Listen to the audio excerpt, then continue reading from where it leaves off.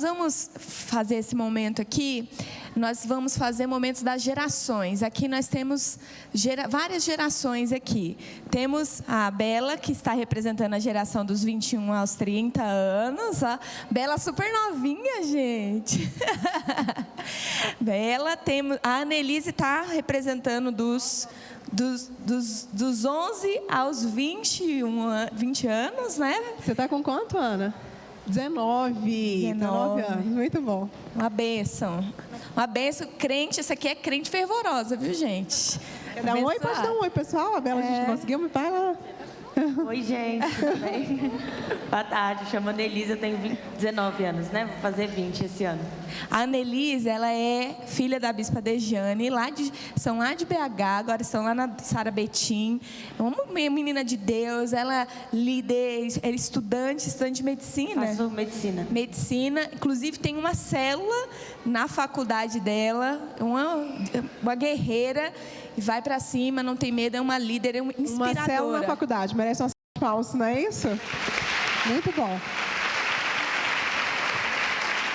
Bispa Dejane, pediatra, mulher de Deus, né? Quem sabe um pouco mais da história da Bispa Dejane sabe o quanto que ela é uma mulher guerreira, uma mulher forte, em todos os sentidos, no ministério, na vida profissional. Ela é uma mulher muito forte, eu tenho certeza assim, que ela vai acrescentar muito, ela está representando aqui. Tem a coordenação, né, Bispa, de Betim, com quantas igrejas? Hoje, 6 igrejas, então ela coordena, pode? Hoje nós temos 6 igrejas, desculpa. Sou a Bispa Dejane, eu tenho 49 anos, tá, gente? Vou fazer 50 esse ano, então eu estou representando dos 40 aos 50. Né? E nós estamos lá em Betim, nós temos 6 igrejas hoje. Bênção, muito bom. Dá um aplauso aqui pela vida da Bispa Dejane. A Bispa Gabi, gente, a Bispa Gabi está aqui também, uma bênção, uma mulher de Deus, poderosa. Ela está representando aqui da idade dos 31 até os 40. A melhor idade? Cada um vai falar a sua, né? É isso. Vai falar aqui sobre os desafios, né? O desafio de criação de filhos e trabalho e dar conta de tudo que a gente tem. Cada fase tem o seu desafio. E a Bispa Cláudia, nossa bispa maravilhosa, que está representando aqui a fase dos 51 aos 60 anos. A bispa não tem essa idade, mas ela vai falar sobre essa idade. Eu tenho 50, vou fazer 55 essa semana. É que não parece, né, gente? Meu Deus do céu, muito nova. E nós vamos conduzir aqui esse momento, um momento muito gostoso. E eu tenho certeza que vai acrescentar muito para vocês aqui. Porque todas nós temos, cada uma aqui está numa fase e vai se identificar com cada uma delas. Vai se identificar com... Tá, quem é da fase aqui da Annelise, dos 11 aos 21 anos? Levanta a mão, deixa eu ver. Olha aí, tem bastante. Da fase da Bela, que é dos 21 aos 30. Quem é? Olha, vão se identificar bastante. Gente, a Bela, ela casou, não tem tanto tempo, né, Bela? Vai fazer 4 anos. 4 anos, nossa, passa rápido. Tem uma nenenzinha agora, linda, Antonella, tem 4 meses, trabalha, dá conta de tudo, então ela tem muita coisa para passar para nós aqui, muito excelente tudo que ela faz. Nem tudo a gente dá conta, né? Mas a gente tenta. A gente tenta. A gente vive querendo dar conta, né? Quem é dessa fase aqui da Bela, deixa eu ver, bastante, né? Quem é da fase da Bispa Gabi, dos 31 aos 40, deixa eu ver, olha, bastante. Fase da Bispa Dejane, dos 41 aos 50, deixa eu ver. Fase que a Bispa Cláudia está representando, dos 51, dos 50 em diante. Olha, também temos bastante mulheres.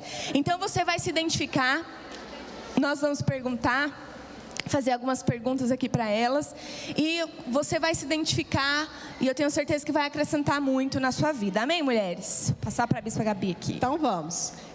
Nós vamos direcionar as primeiras perguntas para a Bispa Dejane, Bispa ainda não, né, Ana? Vamos lá. Para a Bispa Ana, vamos lá. Então eu vou começar com a Bispa Dejane. Primeira pergunta.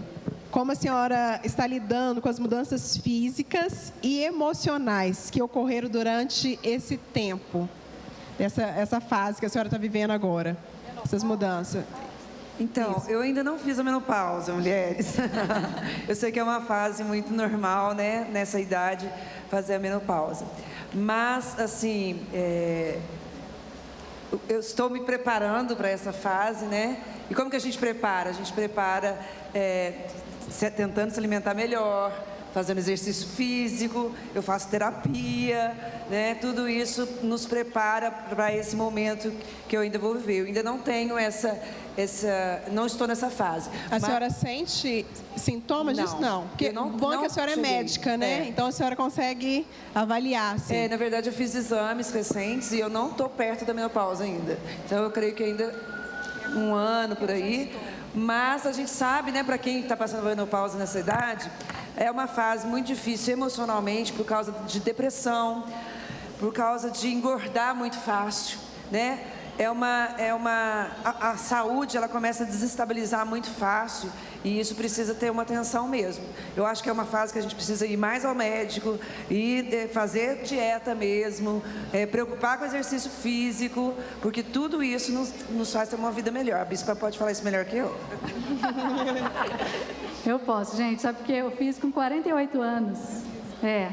Eu vou fazer 55 semana que vem, mas com 48 eu já comecei com sintomas de menopausa. Inclusive, aí meu médico falou, mas muito cedo, mas já comecei. E aí, quais que eram assim, os sintomas? Um calorão. Quem aqui já passou por menopausa? Deixa eu ver. É pouca gente. Mas um calor, né, Bela? A Bela lembra, assim, de desespero. Eu saí tirando a roupa, assim, no meio da cozinha. Meu Deus! Aí, quando vê, passa um segundo, passa aquele calor, né? E aí, assim, como que eu lidei com isso? Foi assim, eu me lembro que a própria bispa Lúcia me orientou. Falou, Cláudia, sabe o que resolve isso aí? Exercício físico. E ela falou, e é musculação. Ela falou que tem que carregar, puxar ferro mesmo, não é só aeróbica, não. E gente, eu já fazia, mas eu comecei a fazer com mais intensidade, né, focando, mas foi uma coisa assim, foi tirada assim com a mão, sabe, aquele calor, aquela coisa desesperadora. Então, assim, aí, quer dizer, essa fase, assim, é uma fase muito preocupada com a alimentação. Minha alimentação hoje, não sei se vocês dão conta. A bispa comentou comigo, assim, a bispa Lamar falou, comida de passarinho, comida de passarinho. Comida de passarinho, viu, gente? Olha, ainda bem que meu marido comigo funciona, a gente pensa igual, não sei, a gente convive tanto tempo juntos, sim, que acaba meio que ficando igual, né? Porque eu acho que dorme no mesmo horário, acorda no mesmo horário, come a mesma comida, mesmas atividades, tudo a gente acaba ficando meio... Sim. Mas então, assim, a nossa alimentação completamente diferente hoje. Eu não sei se muitas saudável, né? Saudável. Né? Até porque tem essa coisa que você falou, né? Do peso, né? Que é uma coisa que muitas mulheres reclamam que ganham peso mesmo, é natural, então você vai ter que lutar contra né? Então é muito exercício físico. E aí por aí vai, né, gente? Tem assim questão de dificuldade assim sexual, porque a libido diminui demais. Então quem pena mesmo são os maridos e a mulher também, né? Sim. Porque a gente fica com mais dificuldade, né, de ter relação sexual. E aí eu não fiz reposição hormonal, mas eu fiz algumas, eu usei assim, alguns lubrificantes, algumas coisas assim que a minha médica indicou, né? Porque assim, ela falava assim, que é perigoso dar uma infecção urinária. Então, você tem que cuidar. Então, são muitas coisas que a gente tem que focar, assim, né? Mas até prepara bom que está chegando. É bom a gente ter essas informações, porque às vezes são coisas que as pessoas não falam muito. Tem medo, não sei o que tem, às vezes não falam muito, mas é uma fase que naturalmente vai chegar, né? Você que já está próximo aí, então se prepara, procura médico, faz exercício. Exercício é bom para tudo na vida, né, gente? Temos que fazer exercício. Então, vamos fazer uma pergunta aqui para a Anelisa.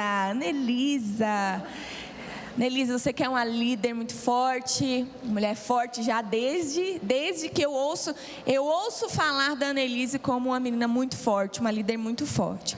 Essa fase, Anelise, essa fase do jovem, essa fase que é uma fase que a gente é mais intenso em tudo que nós fazemos. o que te traz mais dificuldade? Assim, você tem dificuldade com seus pais, com seu irmão? Quais são as suas maiores dificuldades nessa fase da sua vida? É mais em relação à adolescência, assim, né? Quando, adolescência, porque você está numa transição, assim, de adolescente para juventude. Jovem.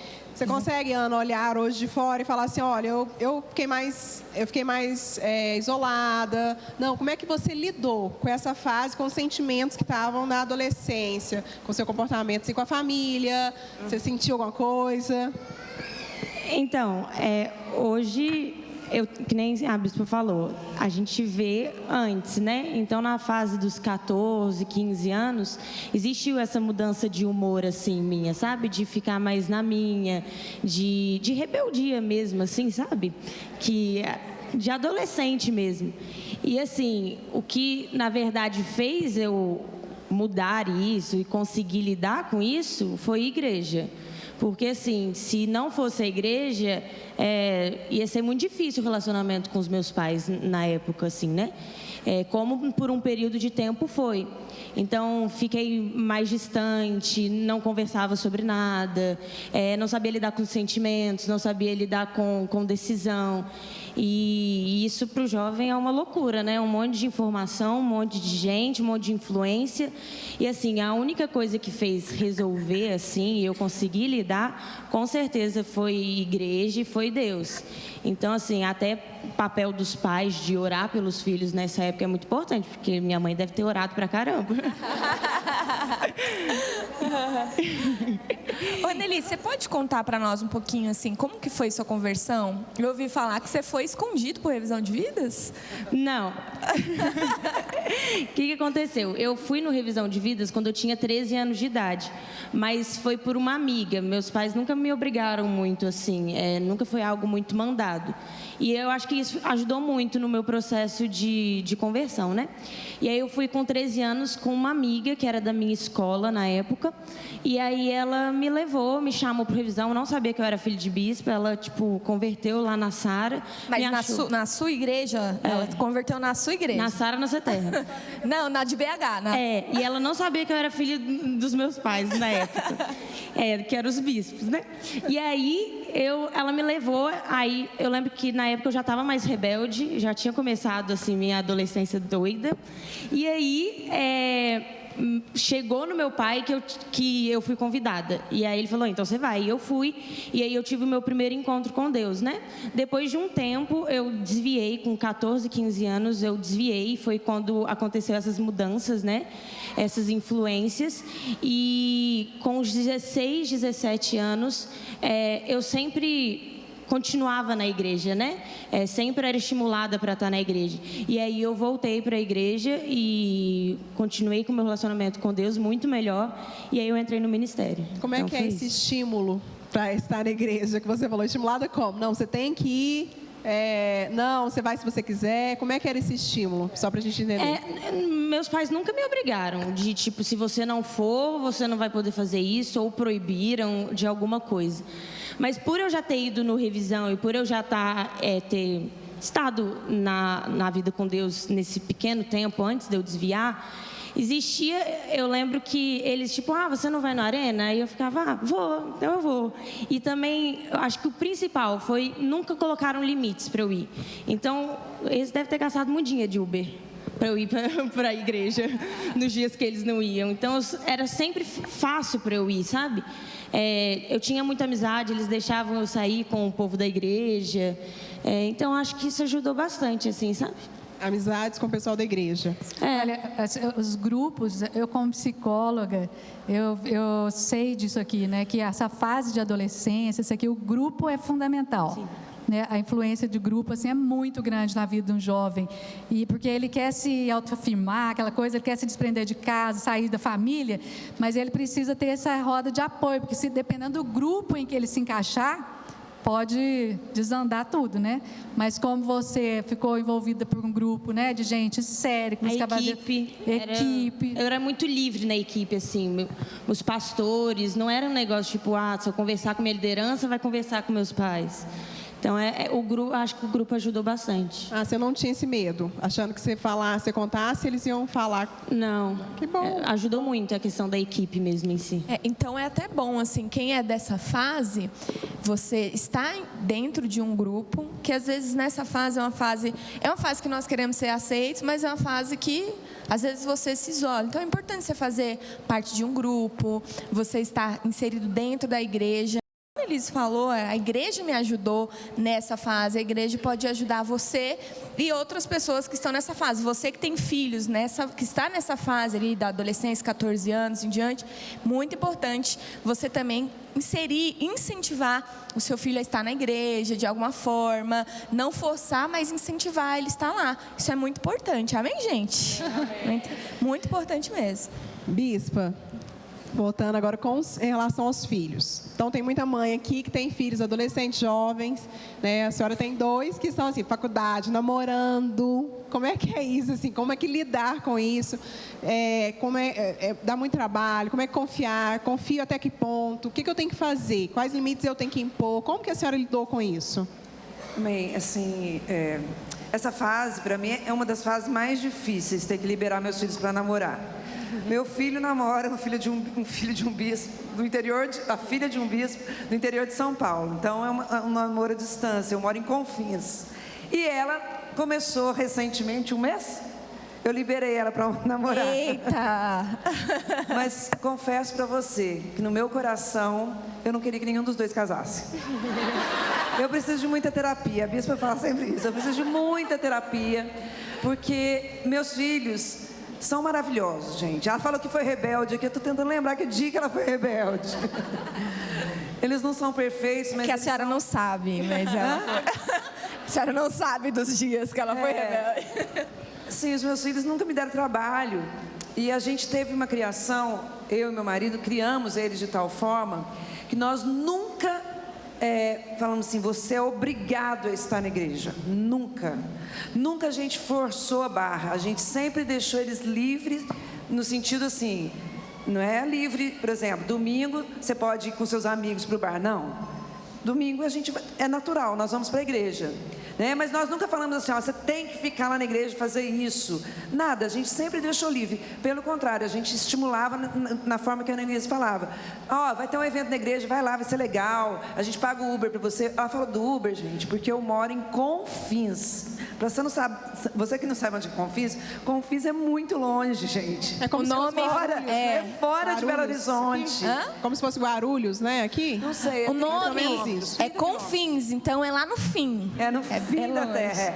É uns 30 quilômetros da igreja. Então, às vezes, a gente não podia levar, mas a gente pagava Uber, dava um jeito de alguém levar ela em casa, fazia, né, falava para os pastores, leva ela para a lanchonete, tudo. Então, tudo isso ajudou muito, sabe? Mas eu acho que é fundamental, isso é indiscutível.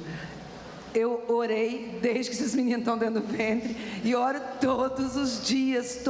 Todos os dias eu e meu marido orávamos para essas crianças. Todos os dias. E eu creio no poder da oração de uma mãe, de um pai, viu? Para mudar o destino do seu filho. E hoje ela colhe os frutos. É importantíssimo. Glória a Deus. Gente, vamos dar um aplauso por isso, porque uma mãe... A oração tem poder de uma mãe, e eu tenho certeza, bispo, que o que você colhe na vida dos seus filhos hoje é muito fruto da oração dos senhores, né? E eu quero direcionar aqui uma pergunta para Bela, gente, essa mulher bela que nós temos aqui. Obrigada. Bela, nós sabemos que você tem uma bebê de 4 meses agora. Sim. Como que está sendo para você essa nova fase? Como que você está se adaptando trabalho, casa?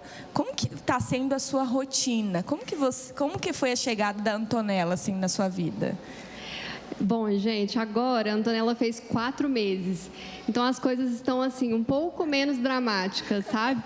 Mas até os 3 meses estava tudo assim bem intenso. Quem é mãe sabe como que é, né? Como que funciona. Tem mães aqui de bebê até 6 meses, aí que ainda está na fase de adaptação, 1 ano. Cadê as mães aí? Até 1 ano, ó, tem.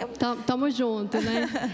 E é uma delícia, é maravilhoso, mas é um tempo assim que a gente precisa realmente assim abrir mão de muita coisa, se dedicar 100%.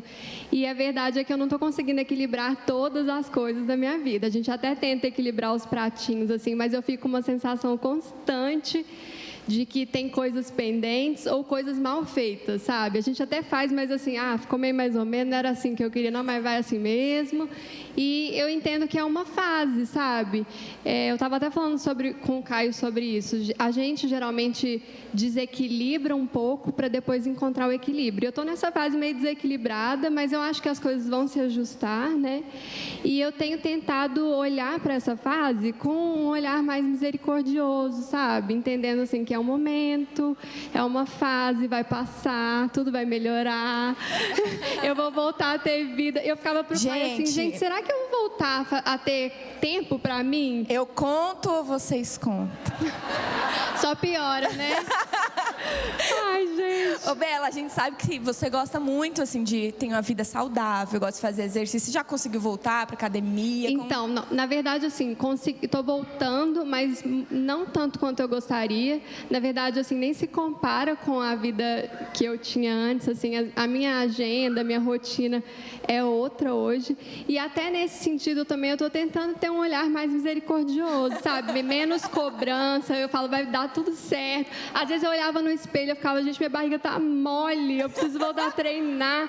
E eu não conseguia, porque a Antonella tá me demandando bastante ainda, né? Mas eu acho que é isso, a gente tem que tentar enxergar esse momento como um período. E, assim, é um período lindo também, né? A gente está se dedicando para uma pessoa que precisa da gente. Então, que bom também poder fazer algo por alguém. E depois a gente vai retomar a vida, voltar a treinar. Eu gosto de puxar ferro, gente, frango com batata doce. Mas, por enquanto, eu não estou nessa fase, sabe? Agora é a hora de olhar para minha neném mesmo.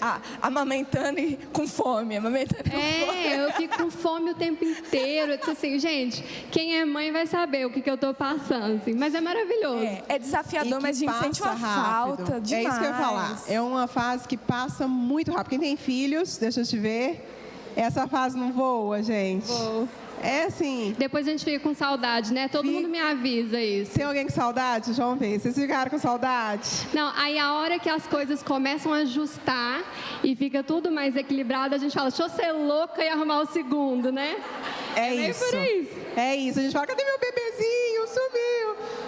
Mas interessante, assim, que a Isabela foi ganhar neném, a gente trabalha juntas. Eu falei, Bela, me passa as coisas, porque esse período você vai precisar, né, Bispa? O período que ela vai precisar. Ela falou, não, eu vou conseguir. Aí eu falei, Bela, tudo bem, se você conseguir, tá tudo bem, mas me passa, que aí se não der, tá tudo bem. E aí ela, nem lembro se chegou a passar, acho que nem chegou. Aí ela do hospital, ela me manda mensagem, gata, tô aqui, viu? Se precisar, pode mandar os trabalhos. Eu falei, Jesus... A louca, né? Durou pouco, né? Agora, eu lembro que eu ia amamentar, assim, sei lá, 2, 3 horas da manhã. Aí eu acho, deixa eu aproveitar que eu já tô aqui e responder um e-mail, né? O Caio, você tá louca? Mas é isso, né? A gente tenta, assim, equilibrar os pratinhos, mas é o que eu falei. Fica tudo meio mal feito, mas, assim, é a fase e tá na conta, né? Faz parte. Mas deu conta, tá dando bem. super conta, tá? Trabalhando, ministério, a filha... Como todo mundo, amém, gente? A gente dá o Ministério de Casais e tudo aí, vamos embora. E deu certo, né? Vamos lá, próxima pergunta. Vamos direcionar aqui para a Bispa Cláudia, né, gente? Gente, vocês já assistiram o podcast com a Bispa Cláudia? Gente, maravilhoso. Muito bom ouvir ela, assim, dá vontade de ficar... Juro, assim, acho que foi 50 e poucos minutos o podcast. E... a gente não queria que acabasse, só que tinha que acabar, os meninos não deixam a gente ultrapassar o tempo, tinha que acabar e nós queremos ouvir sempre a Bispa Cláudia, muito precioso, muita sabedoria. Bom, Bispa Cláudia, nós temos aqui algumas perguntas para a senhora, separamos aqui as perguntas.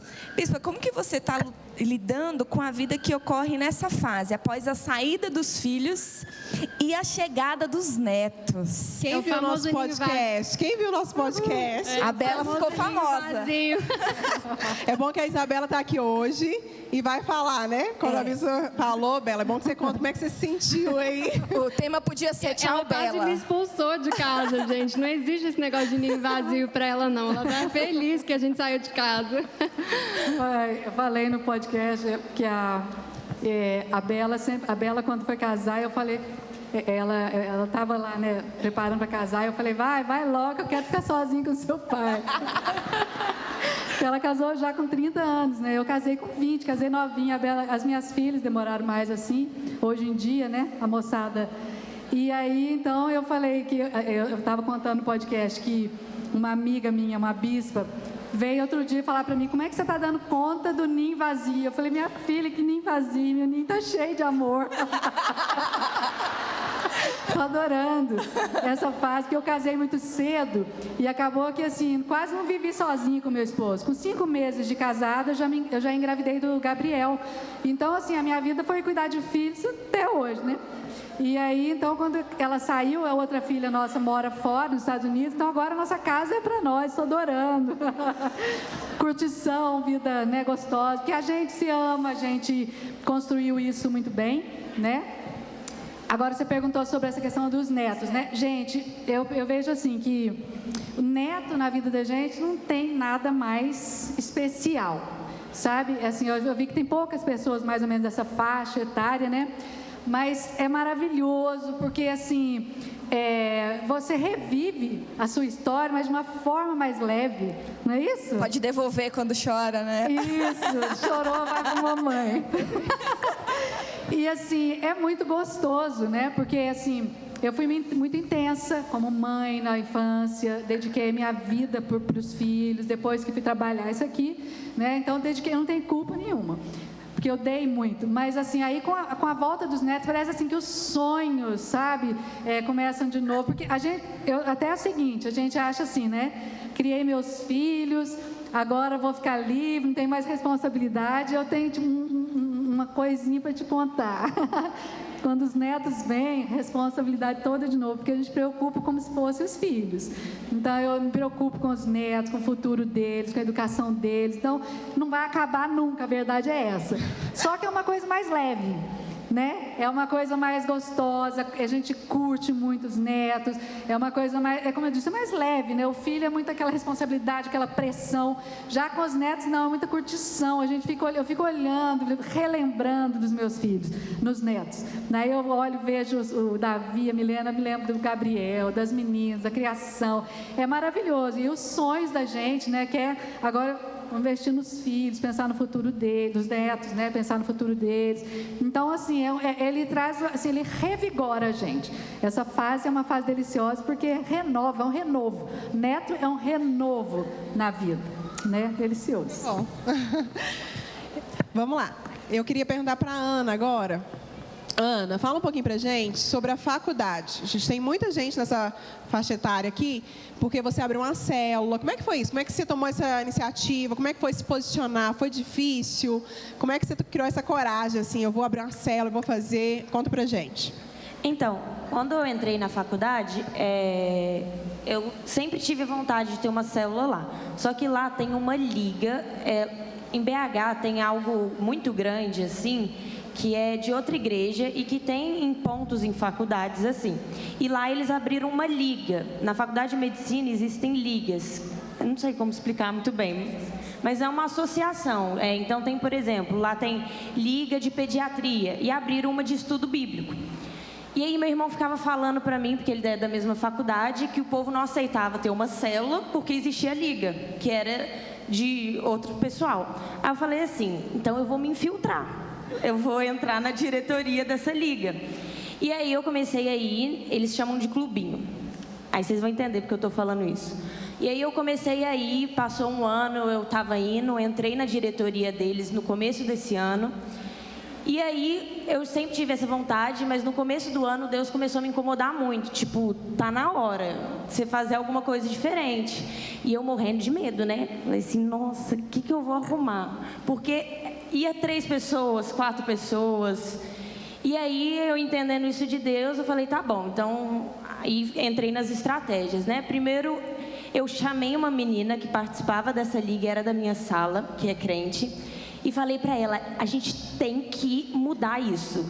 Aí eu comecei a colocar na cabeça dela de que a gente tinha que chamar o pessoal, que a gente tinha que fazer diferente, que tinha muita pessoa precisando ali mesmo. E aí eu mudei o nome desse clubinho para célula. E comecei a falar que era uma célula, que tinha uma célula na faculdade.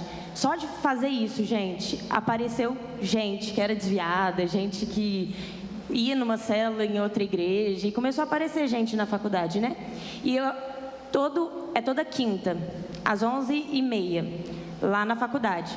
E aí, antes disso, a gente chega e a gente faz um evangelismo lá. A gente entrega um papelzinho antes, convidando o pessoal, né?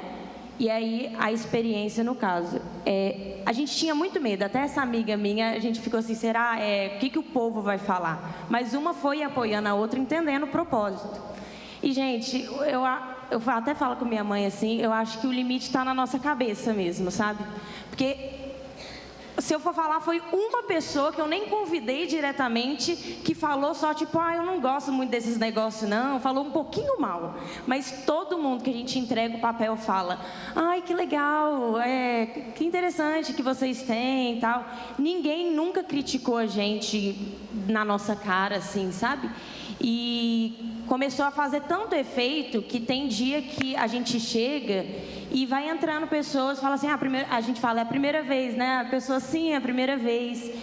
Pessoas que a gente convidou nesse evangelismo e vai chegando e vai juntando. Mas uma das coisas que eu falo nessa célula, estimulando o povo para chamar, né? É que tem muita gente na faculdade que já tem conceitos formados. Já foi ferido, talvez, com a igreja, ou já escolheu outra religião. Tem gente que já tem essas coisas na cabeça. E essas pessoas não aceitam o convite. Mas eu entendi que também na faculdade tem muita gente sofrendo. E essas pessoas que a gente precisava alcançar. Então, os nãos daqueles que já tinham conceito virou nada, porque a gente sabia que existia gente que estava precisando. E essas pessoas aceitam vir. Então, é assim que a gente funciona lá. É uma líder mesmo, hein? Que é isso? Pastora. O limite está na nossa cabeça. Não tem nem o que falar. Algo até aí para encorajar você. Né? Acho que não importa nem a fase de vida que você está, mas isso é uma lição para nós. No limite está em nós. Então, nós podemos evangelizar onde estivermos, abrir uma célula onde estivermos. Então, é um grande exemplo para nós. Hoje em dia, a gente acha que não é bem recebido, mas hoje em dia a gente está numa geração que é bem recebida até. Dentro da faculdade, um monte de gente que vive na bebedeira, o povo acha legal que eu sou crente. O povo fala, eu queria ter essa vida, eu queria, tipo assim, o povo olha pra mim e fala assim, nossa, eu queria não beber. Então, as pessoas aceitam. A gente que, eu acho que colocou que... Porque antigamente era assim, né? Mas hoje em dia, pelo menos na minha faculdade, na onde eu tenho andado, eles aceitam muito bem. Muito bom. Eu acho que muitas vezes é da pessoa até, né? Como ela se posiciona. Se você se posiciona, as pessoas reagem de forma diferente, né? Vamos lá, próxima. Nós temos aqui a Bispa Dejane, que faz 2 anos, 1 ano e 10 meses, que a Bispa Dejane perdeu o marido, Bispo Jairo, companheiro de vida, de missão e tudo mais. E, Bispa, sei que é muito difícil, sinto muito, e eu gostaria muito de perguntar para a senhora sobre essa experiência do luto, porque não é uma experiência fácil, não é, ainda mais o companheiro de vida, perder o marido, ainda sendo relativamente jovens, deve ser algo muito difícil. Queria perguntar para a senhora, assim, como que a senhora encontrou forças, como está encontrando forças ainda para passar por esse momento, né? Para seguir em frente nesse momento, porque a senhora está seguindo em frente, a senhora está liderando igreja, a senhora continua firme no ministério, trabalhando, fazendo tudo. Amém. Para quem não sabe, meu marido morreu com 47 anos de idade, ele teve um câncer agressivo, fez tratamento durante 2 anos e morreu faz 1 ano e 10 meses. Eu fiquei viúva, com 2 filhos numa faculdade particular. E eu quero dizer para você que o luto é devastador. É uma dor que eu não sei te descrever. Porque se o meu marido fosse um marido ruim, talvez eu teria ficado aliviada. Mas para quem conheceu meu marido sabe que a perda foi... eu li muito sobre luto, uma coisa que me ajudou muito, ler muito sobre luto. Mas o luto é o preço do amor. Quanto mais você ama, mais você sofre no luto. E eu amava demais meu marido, muito, muito. Ele foi o único e o grande amor da minha vida. Meu amigo, meu companheiro, meu incentivador. E a perda dele é do tamanho que ele era. E ele era gigante. Então é uma dor que você acha que não vai sobreviver.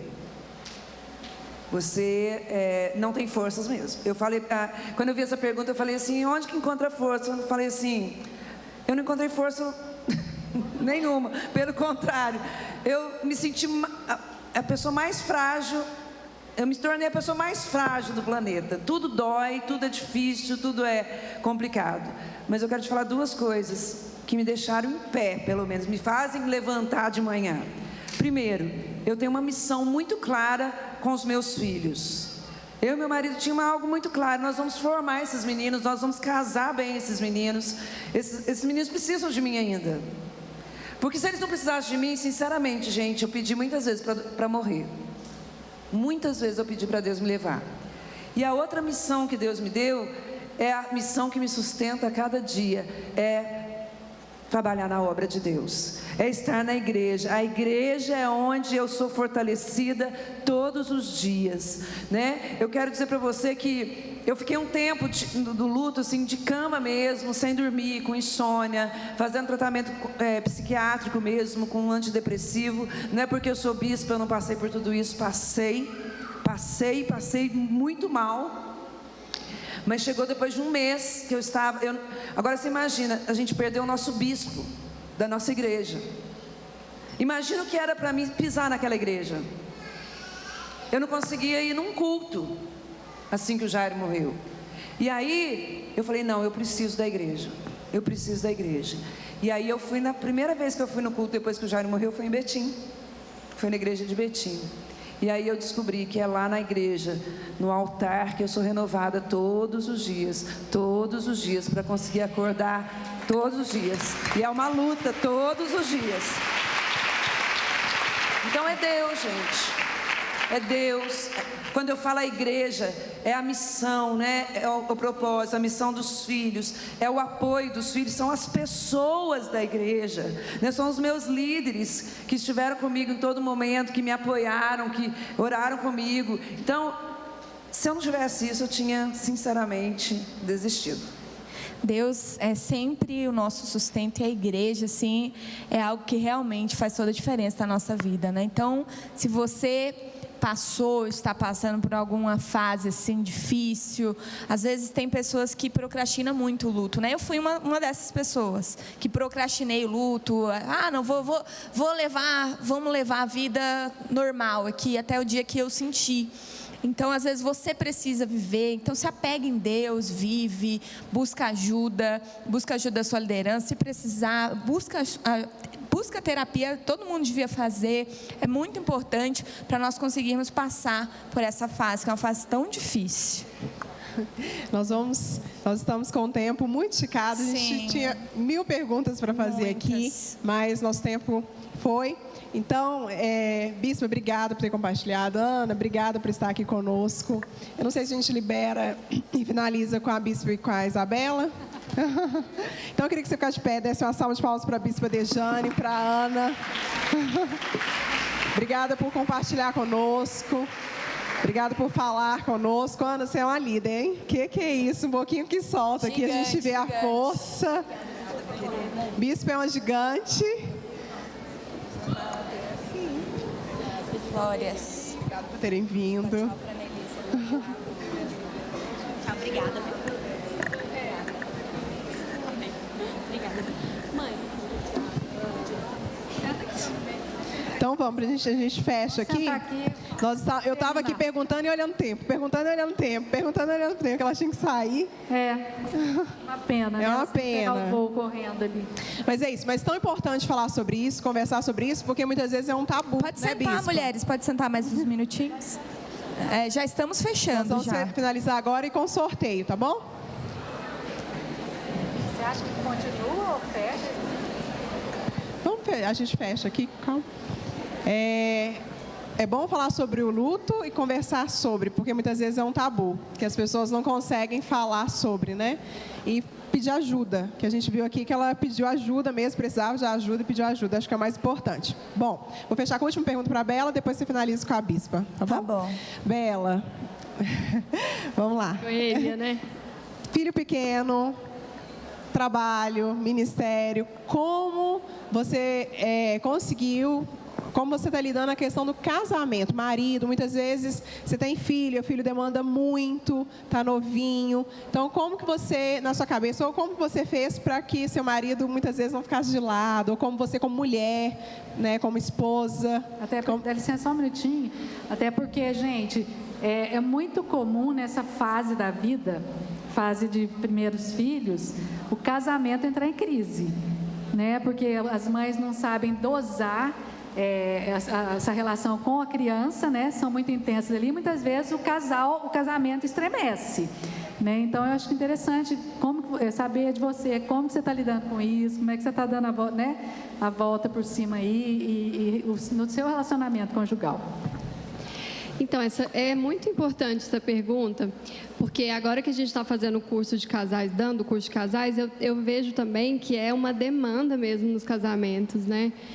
E falando assim um pouco sobre a minha experiência, o que eu acho? Assim, quando um filho chega, tudo muda.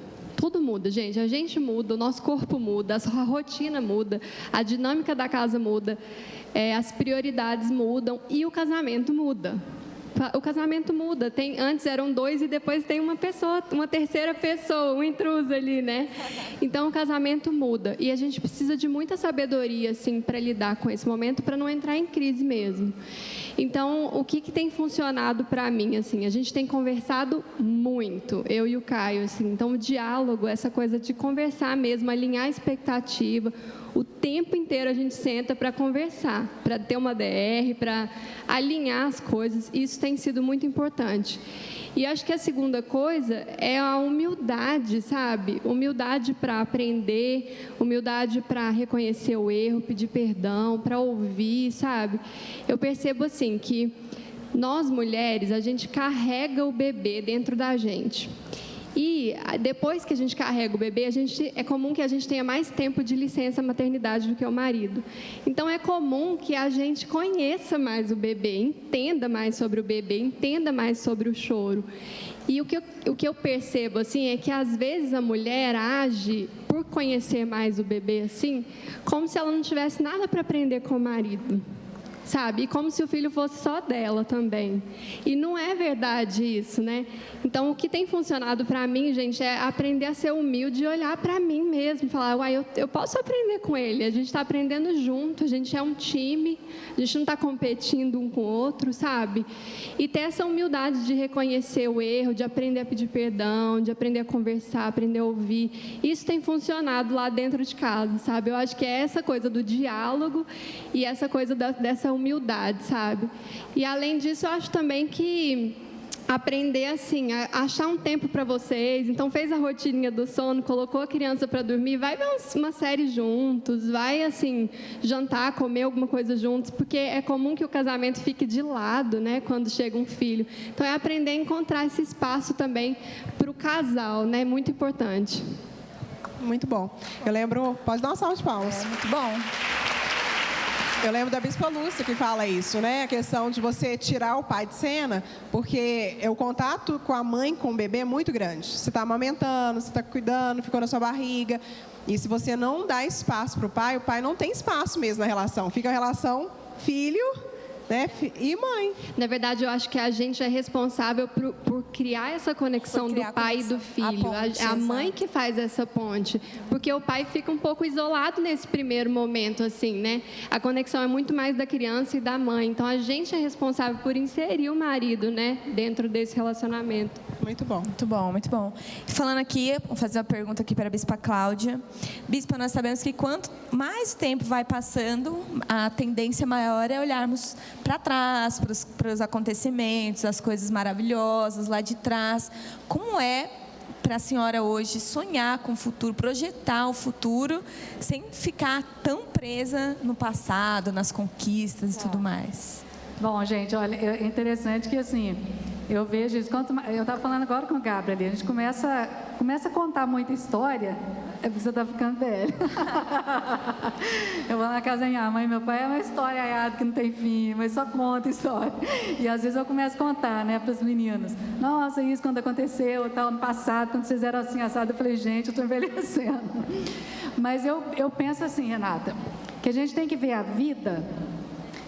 assim, não como uma coisa fragmentada. A vida não começa quando eu nasço e nem termina quando eu morro. A minha vida começa muito antes de mim. Minha vida começa nos meus antepassados e ela continua com as gerações que vêm depois de mim. Então, se eu penso assim, né, eu acho interessante isso aqui. A vida inteira nós sempre quisemos muito construir memórias com as crianças, com os filhos. Eu acho que a gente tem que pensar nisso, tem que viver o presente pensando assim, ó, no futuro. Então, que no futuro eu possa olhar para trás e lembrar e tudo. Mas o meu foco tem que ser o futuro, né? Eu não posso ficar vivendo de passado. Então, é isso. Eu vivo o presente olhando para lá. Eu fico trabalhando hoje aqui, construindo para que no futuro eu possa olhar. Eu acho até, não sei se faz sentido, mas acho que até a chegada dos netos ajuda a projetar o futuro, né? Não ficar presa lá, mas pensar, inclusive, no futuro deles, né? Então, eu penso isso, que a gente, a vida continua. Se eu penso em geração, eu não estou pensando assim, só na minha vida individualista aqui, né? Eu hoje conquistei, tudo acabou, fechei. Não, eu tenho os netos agora, as gerações que vêm, então a vida vai continuando. Então eu sonho por eles, eu sonho para eles, eu vou continuar sonhando, né? Eu tenho muitos sonhos, né? Mesmo no ministério, como bispa, de abertura de igreja, isso e aquilo, não tem fim. Graças a Deus, a nossa profissão, né, Gabi? Não aposenta, não é mesmo? A gente vai aposentar. Eu não pretendo aposentar nunca, viu, gente? Vocês vão me ver velhinha pregando aqui. Glória a Deus. É isso que queremos. O sonho não para, né?